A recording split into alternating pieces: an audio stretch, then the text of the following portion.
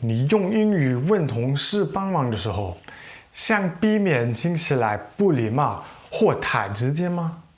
Do you find yourself in the workplace worried about how you will sound to your coworkers or to senior levels or your boss about how you ask a question? Maybe you think asking, "Hey, can you help me?" or "Hey, can you help me with this?" sound great, but in reality, they don't sound that great.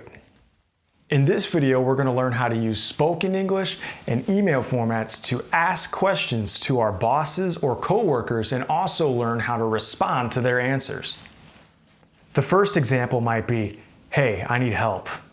This is bad because when said like this, "Hey, I need help," that makes your coworker or your boss think that you did not even look at anything yourself. You did not try to learn anything, and you're just going up to them to basically ask them to do it for you. So when you say, "Hey, I need help," usually it's kind of a bad connotation. Another mistake could be, "Hey, can you help me?" Again, listen to my tone here. "Hey, can you help me?" It's very monotone and flat. A better way to say this would be, "Hey, can you help me real quick?" Or, "Hey, do you mind helping me real quick?" So when you use words like mind and real quick in something like, "Hey, do you mind helping me real quick?" it really softens the tone and it allows your coworker to feel better about helping you. So now let's take a look at starting the question. How do we get our coworkers' attention to ask the question in the first place? What I usually do is say, "Hey," and then their name. For example, if your coworker's name is Joe, you might say, "Hey, Joe." Then you usually will wait. They will respond something like, "Yep," or "Yeah, what's up?" Then you can ask your question. So after they acknowledge you, they're expecting to hear your question. So an example question might be, "Hey, when you get a minute, do you mind helping me look at this real quick?" Or, "Hey, if you got a moment, do you think we could take a look at this real quick?" Or, "If you get a minute, do you think we could take a look at this real quick? I just had a couple questions on it." So I want to point something out here.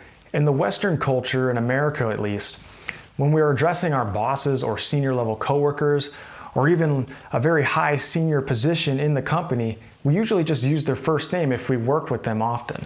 We don't address them by some special name or Mr. and then their last name like you would if you didn't know them. But since we know them in the workplace, we usually just address them by their first name. For example, if I had my boss and his name was Kevin, I would just say, "Hey, Kevin, do you mind helping me real quick?" I don't have to say Kevin boss or Kevin Mr., Mr. whatever. So now let's talk about responding to your coworkers' answers to your questions. It's really not that hard. Usually, we just say common things. For example, something we might say would be, "Okay, yeah, I appreciate it." Another example might be, "Oh, okay, cool, yeah, thanks." You could also say something like, "Oh, okay, nice, thanks." So I want to talk about a few words that are used to kind of signify our understanding of what our coworker is telling us. This is usually when they're explaining the answer or after they've explained the answer fully. So these words and or phrases that we usually use are, "Yeah," "okay," or "all right." "Yeah, I appreciate you helping me. I just didn't quite know what this N.C means. I'm just not familiar with what that means." Yeah. So that N.C, this is just a PNID. So okay. that N.C, this is a ball valve right here. That's just a ball valve. So N.C means normally closed. You can have normally open or normally closed ball valves. This is just a normally closed ball valve. Oh, okay. Cool. All right. Yep. Thank you. So now we're going to talk a little bit about writing email questions and what to do. So there's two things that are very important when asking questions or sending emails in engineering and technical worlds in general. And that is, you have to be, one, concise, and two, clear. Oftentimes it helps to use bullet points, and fewer the words, the better. Be direct here, be concise, be clear. No ChatGPT style answers where it's fluff.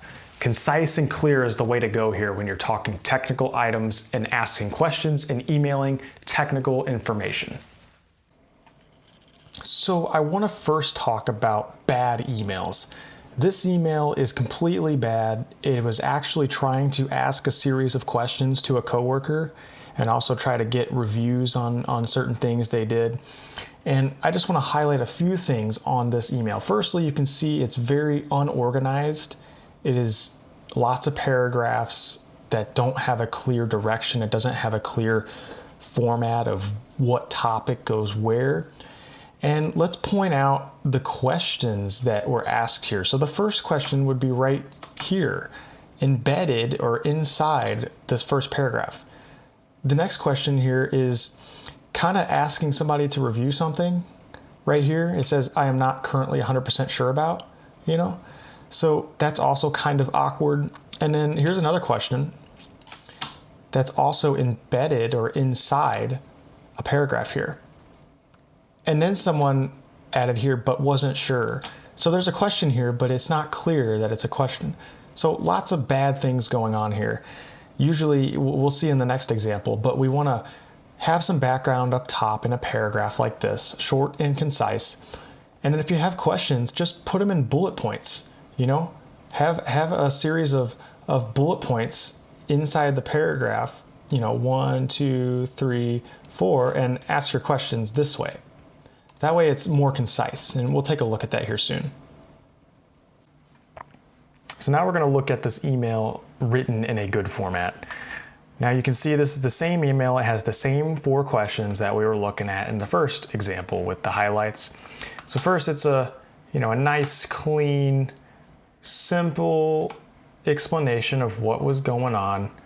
You got the first question right here. Second question here, short and simple, no fluff, no extra words that don't make sense. When you're asking questions, don't include your feelings. The last email had a lot of personal feelings in it. We're just trying to ask questions here. So when you're talking to coworkers, just be direct and clear, and it gets the job done.